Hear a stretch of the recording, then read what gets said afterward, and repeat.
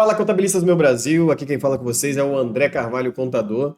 E hoje vamos para mais um vídeo aqui do canal e hoje vamos falar aqui sobre as principais etapas numa escrituração fiscal, pessoal, tá? Tem muita gente que ainda confunde muitas coisas, confunde CST com CSOSN, CRT, o que é um CEFOP, como é que eu verifico isso numa nota fiscal, como é que eu faço esse lançamento, né?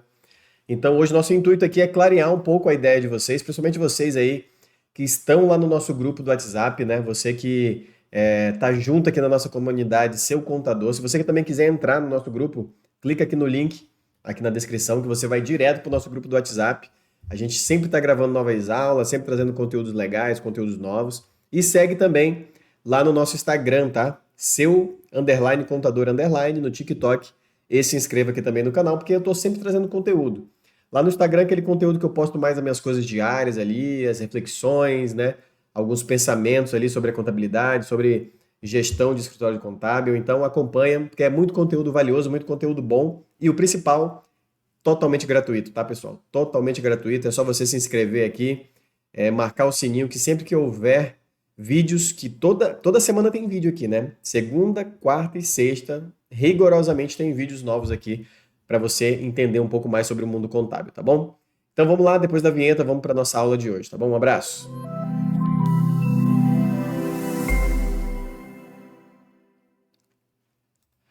Bom, pessoal, hoje vamos falar aqui sobre etapas da escrituração fiscal e pós-escrituração fiscal também, né? A gente está verificando que cada vez mais o fisco ele vem melhorando as formas de fiscalizar e controlar todas as operações das empresas, né? A gente vem falando muito sobre questão de Pix, cartão de crédito, cartão de débito. Por que a gente fala sobre isso, né? Não é para amedrontar o empresário, não é para deixar o empresário assustado. É simplesmente por fatos que estão ocorrendo, né? Os bancos, as empresas financeiras, elas têm uma obrigação acessória chamada e-financeira, tá? Né? A e-financeira, o que acontece? Os bancos são obrigados a enviar toda a movimentação financeira, tudo que acontece no teu banco, eles são obrigados a enviar para a Receita Federal. Em resumo, a Receita Federal já sabe tudo que você faturou, tudo que entrou na sua conta da empresa, tá? Então, o que a gente traz aqui com essas etapas da escrituração, né? A gente quer mostrar justamente isso, né? Você precisa gerar essa escrituração, analisar essa escrituração, tá? Para depois você enviar essa escrituração. Você precisa tentar corrigir ali, tentar não, né? Corrigir os erros e enviar uma escrituração limpa.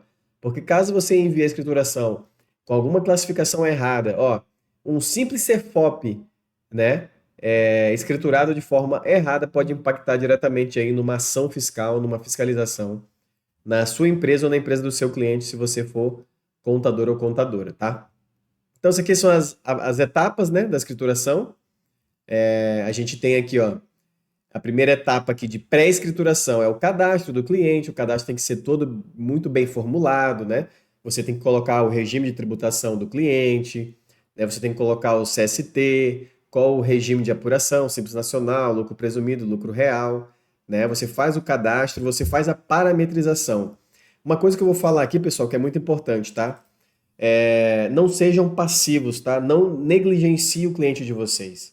O cliente de vocês, quando ele vai comprar um sistema de automação comercial, ele não entende de parametrização. Muitas vezes ele não sabe o que é um CST, um CFOP, um NCM. Ele não sabe disso. E o cara que vendeu o sistema para ele entende de forma superficial, porque a pessoa que é a pessoa entendida desse segmento é o contador. O contador que tem que dar o suporte para o cliente na primeira parametrização, né? Você acha que se um cliente vier para mim hoje, André, eu estou instalando um sistema que tem como me ajudar na parametrização, o CFOP dos produtos, qual o CFOP que eu utilizo quando eu for vender um produto que é substituição tributária, qual o CFOP que eu utilizo quando eu for fazer uma consignação? Você acha que ele tem que perguntar isso para quem? Essa parametrização, ele tem que perguntar para o cara que vendeu o sistema para ele, ou você tem que perguntar para o contador? É claro que é para o contador, porque o cara que vendeu o sistema para ele precisa dar o suporte. O que é o suporte? O sistema não está funcionando, não está enviando a nota, está dando um erro, né? Tá dando coisas pontuais. Agora, a questão fiscal e tributária é você que tem que tomar as rédeas, você tem que ser responsável por isso, tá? Então, mostre a sua capacidade para o seu cliente falando para ele, ó, essa parte de parametrização, estruturação inicial dos produtos, deixa que a gente vai te ajudar a fazer o cadastro, para você cadastrar da forma correta, porque dessa forma, o que vai acontecer? Você vai fazer com que a contabilidade chegue mais correta possível no teu escritório. Desculpa, pessoal. Porque eu sempre falo, a contabilidade, ela não começa dentro do escritório, dentro da empresa contábil, ela começa no cliente, tá?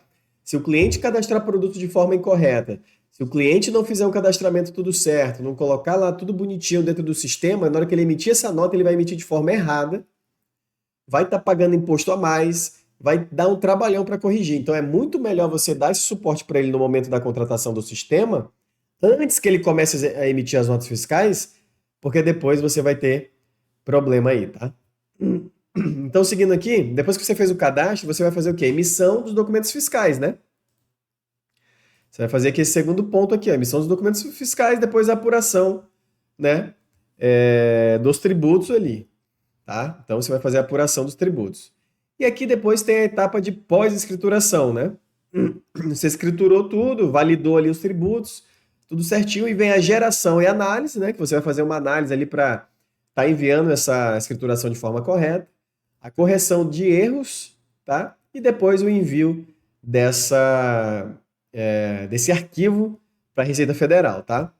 Então, pessoal, a gente tem uma classificação aqui gerencial, né?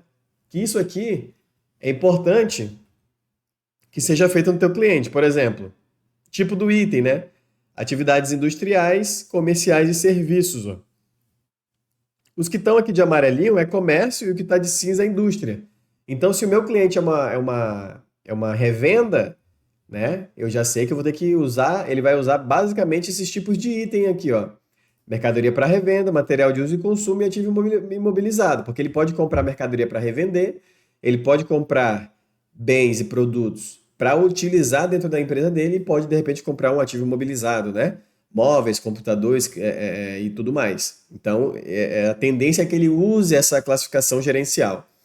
Aí a gente tem aqui a matéria-prima também, né, que é na área de indústria. A indústria vai comprar muita matéria-prima, vai comprar embalagem, produtos em processo, vai ter produto acabado, subproduto, produto intermediário e outros insumos, tá? E na parte de serviços, a gente tem serviços e outras, né?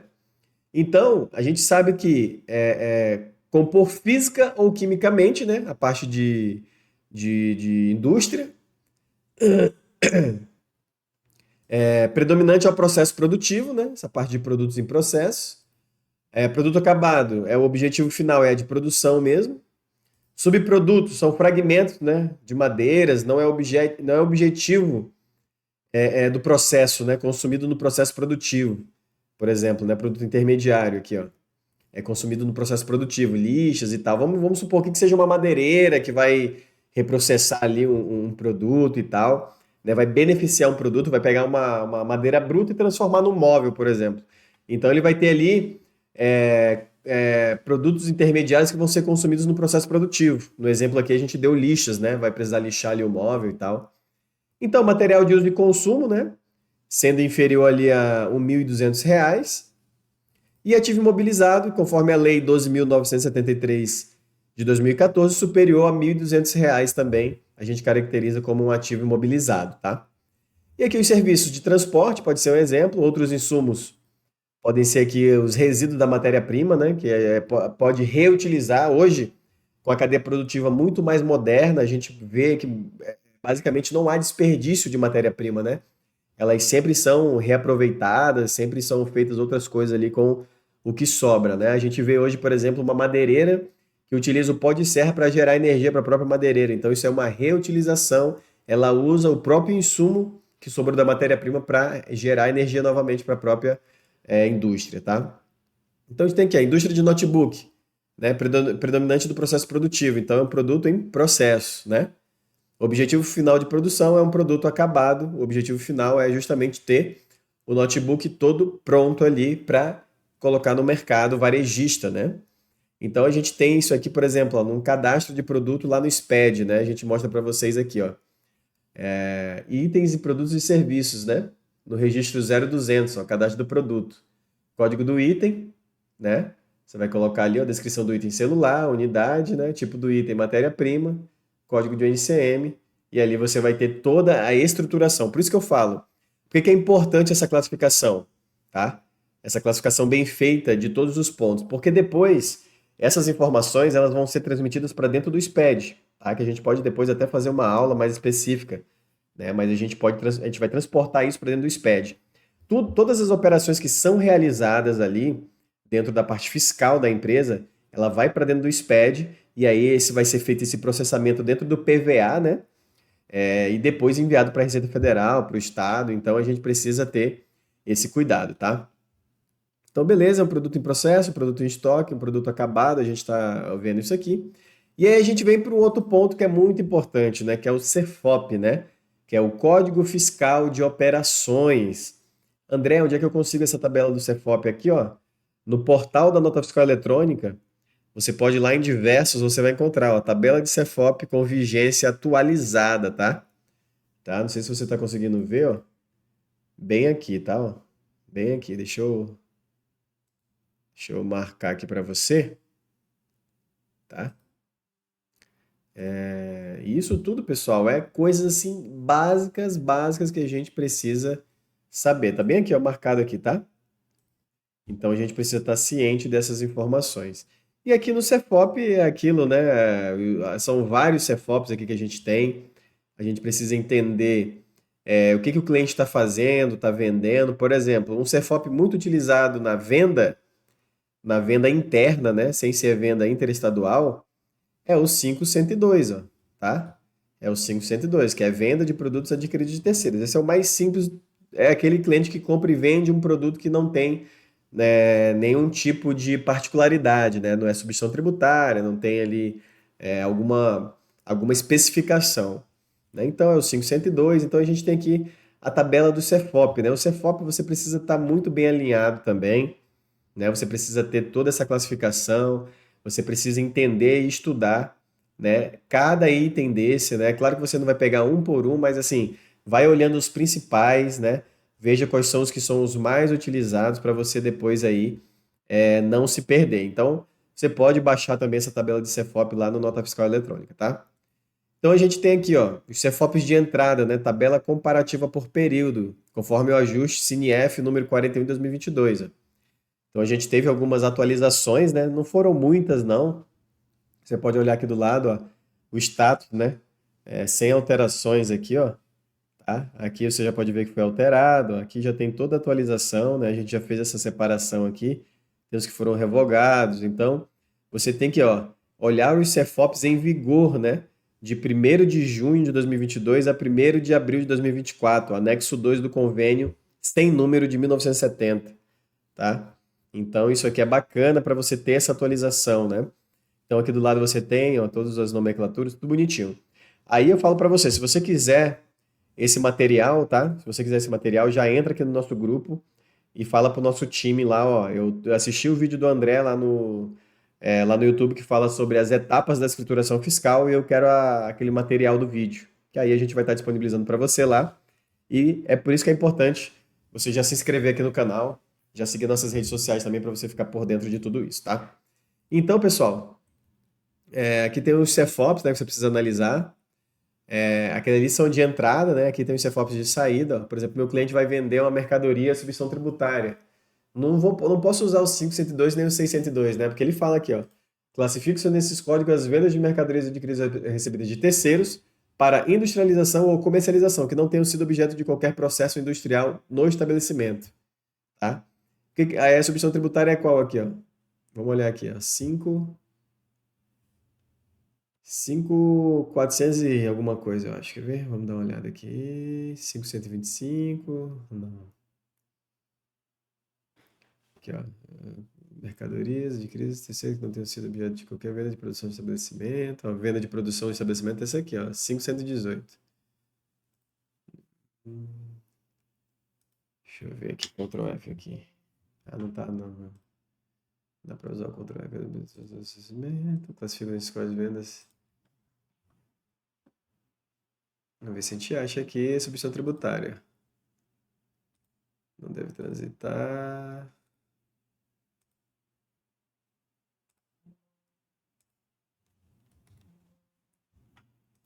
Vamos ver se a gente acha aqui.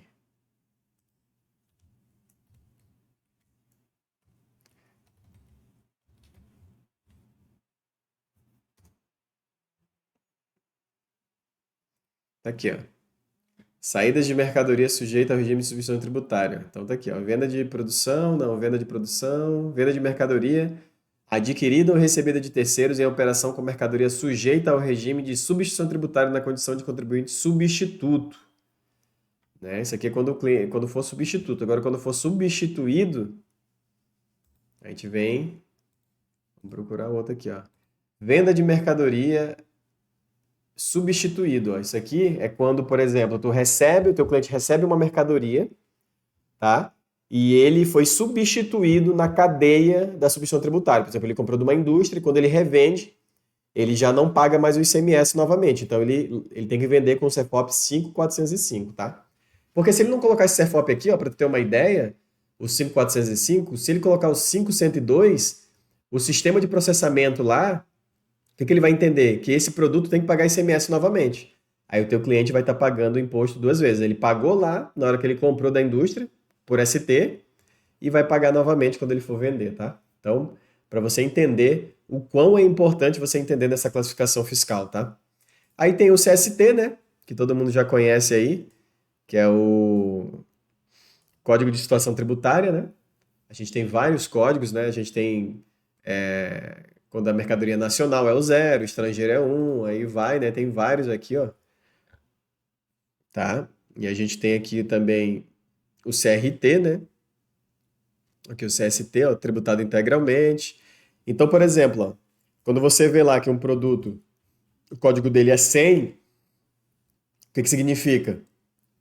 Né? Código 100, né? Significa o quê? Que ele é um produto estrangeiro, né? O um significa estrangeiro e o zero significa tributado integralmente. Então, significa o quê? Que é um produto de importação. Então, aí seria o CST 100, tá? Então, o CST significa para classificar aquela mercadoria, se ela foi uma compra nacional, estrangeira, se ela é tributada ou não, se ela é ST ou não, se ela é tributada monofásica ou não, se ela é isenta, se ela é não tributada, se tem suspensão, diferimento. Então, pela CST, pela classificação da situação tributária, né, você vai conseguir identificar qual o intuito daquela operação. Aí a gente tem o CST para as empresas do regime normal, né? A gente tem um exemplo aqui, ó. O regulamento de ICMS da Bahia, né? Remessa para conserto, ó. Artigo 280 é suspensa a incidência do ICMS, tá? Remessa para conserto. Na saída para conserto de bens do ativo imobilizado, bem como nos respectivos retornos, reais ou simbólicos, ressalvada a incidência do imposto quanto às partes, peças e outras mercadorias, ó. Então a gente tem também aqui a remessa para conserto em São Paulo, da não incidência, ó. Em São Paulo já é não incidência, que é diferente de suspensão, por exemplo. Então a gente tem vários modelos, né? Então, o Código da Situação Tributária aqui, né, ó, entrada e aquisição. Quais CSTs devem ser informados na entrada e aquisição de material para uso e consumo tributado integralmente, considerando que não há direito ao crédito CMS de IPI? O campo deverá ser preenchido com o Código de Situação Tributária sobre o enfoque do declarante. Exemplo, aquisição de mercadoria tributada para uso e consumo, informar o Código 90 da tabela B. Então, aí cada código desse vai ter uma especificação, tá? Então, a gente tem o novo CST, e o novo CST também, né, que é o CSOSN, que é do Simples Nacional. Quando é Simples Nacional, é diferente, né? Você coloca classificação diferente ali. Então, o 00 no Simples Nacional também significa ali que é tributado integralmente pelo Simples Nacional e que gera crédito caso essa mercadoria seja vendida para uma empresa do regime normal, lucro real, lucro presumido, né? Então, aqui você consegue ter isso também. E por último, a gente tem o CRT, né? O CRT ele vai demonstrar ali, ó, até puxei aqui para vocês. Aqui, ó, o CRT do Simples Nacional, tá? Aqui, ó. Código de regime tributário, tá? Do Simples Nacional. Aqui ele vai falar, ó, será preenchido pelo contribuinte quando for optante pelo Simples. Simples Nacional, o excesso de sublimite da receita bruta. Será preenchido pelo contribuinte optante pelo Simples, mas que tiver ultrapassado o sublimite, que é aquele aqui no estado, por exemplo, é 3 milhões e 600. Quando você ultrapassa esse limite, automaticamente você tem que pagar ali o ICMS e o ISS fora do Simples Nacional. O 3 é o regime normal e o 4 é o Simples Nacional Microempreendedor Individual. Então, esses são os códigos, né? Os códigos de regime tributário, tá? São os chamados CRT, beleza? Então, pessoal, tudo isso aqui que eu falei sobre CRT tá lá no ajuste CINIEF número 7 de 2005, tá? Então, é isso. Esse aqui é um panorama geral para que você consiga entender um pouco sobre essa questão da importância, né, de você fazer ali, cumprir todas essas etapas, né, da escrituração, desde o início até o envio das declarações, porque dessa forma você vai conseguir entregar uma declaração com o ajuste feito corretamente, evitando fiscalização, evitando retrabalho, e o teu cliente vai estar lá fazendo as coisas de forma correta e te dando muito menos trabalho ainda, porque se começar certo lá, vai cair certo no teu sistema e dessa forma todo mundo ganha e você consegue fazer as coisas de uma forma mais automatizadas possíveis, tá bom? Então se você gostou desse vídeo, já deixa teu like, deixa teu comentário, deixa sugestões aqui também, que a gente está sempre vindo aqui gravar vídeos novos para vocês, tá bom? Um grande abraço, fica com Deus, até a próxima, tchau, tchau!